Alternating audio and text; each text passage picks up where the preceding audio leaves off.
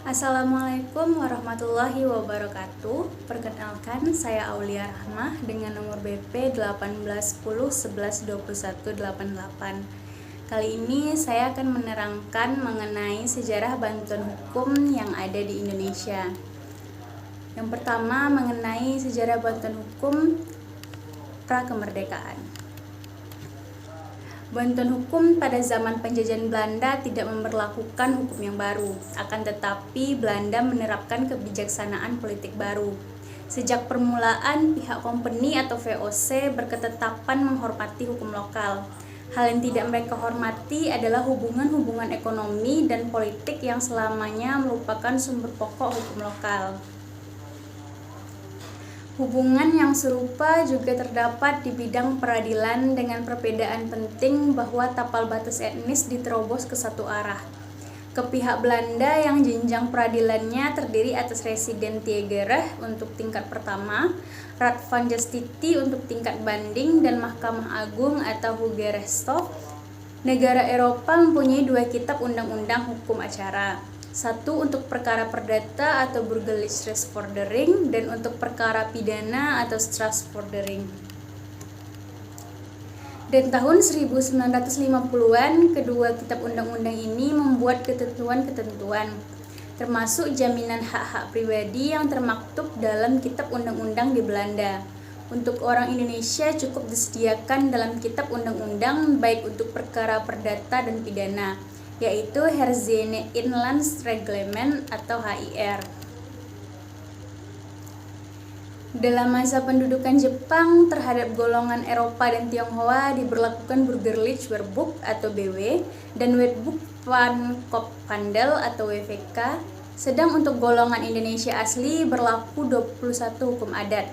Selanjutnya bagi golongan-golongan lainnya berlaku hukum yang dilakukan bagi mereka menurut peraturan dahulu.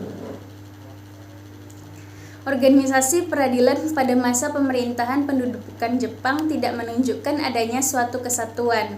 Ada 5 lingkungan peradilan yang dikenal pada waktu itu, yaitu Gunritu Kaigi atau Mahkamah Militer, Gunsehoin atau Pengadilan Pemerintah Bela Tentara, Tihohoin atau Pengadilan Negeri, Kotohoin atau Pengadilan Tinggi, Saikohoin atau Pengadilan Agung, dan Peradilan Swapraja dan Peradilan Adat.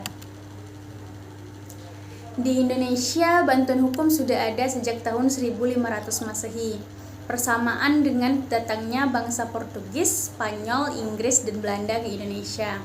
Pada awal perkembangannya, bantuan hukum ini merupakan manifestasi dari sikap kedermawanan atau kariti yang umumnya dilakukan oleh patron kepada klien. Kemudian bantuan hukum berkembang sejalan dengan perkembangan profesi hukum menjadi kedermawanan profesi. Yang selanjutnya profesi bantuan hukum menjadi professional responsibility atau tanggung jawab profesi. Dalam perkembangan selanjutnya menjadi tanggung jawab sosial yang diselesaikan tidak hanya masalah hukum yang litigasi tetapi juga non-litigasi.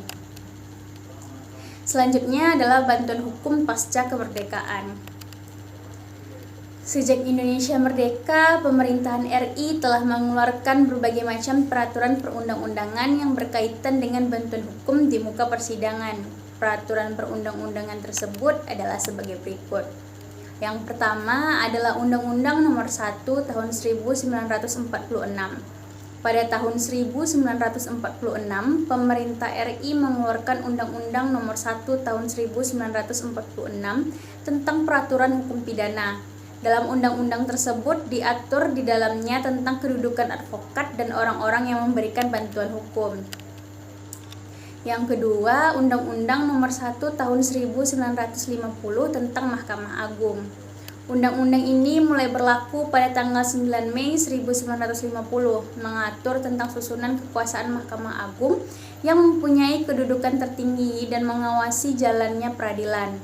Dan dalam pasal 42 terdapat istilah yang menerangkan pemberi bantuan hukum dengan kata pembela. Yang ketiga, Undang-Undang Darurat Nomor 1 Tahun 1951. Undang-Undang Darurat Nomor 1 Tahun 1951 mengatur tentang tindakan-tindakan sementara untuk menyelenggarakan kesatuan susunan kekuasaan dan acara pengadilan sipil.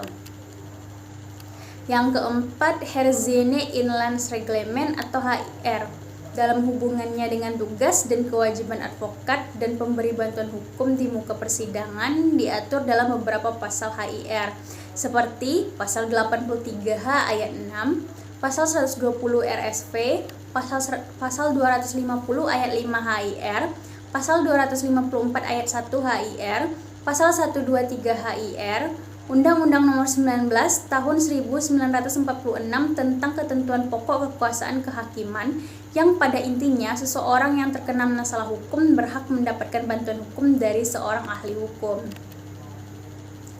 Suatu penelitian yang mendalam tentang sejarah pertumbuhan program bantuan hukum atau advokat dilakukan oleh Mauro Cippelletti yang dikutip oleh Adnan Buyung Nasution yang mengatakan bahwa program bantuan hukum kepada si miskin telah dimulai sejak zaman Romawi. Juga ternyata bahwa pada tiap zaman, arti dan tujuan pemberian bantuan hukum kepada si miskin erat hubungannya dengan nilai-nilai moral, pandangan politik, dan falsafah hukum yang berlaku. Pada tahun 1892 di kota Amsterdam dibentuk suatu biro bantuan hukum dari organisasi Toynbee yang bernama Ons Huis. Biro-biro tersebut juga dibentuk di kota Leiden dan Den Haag. Biro tersebut memberikan konsultasi hukum dengan biaya yang sangat rendah.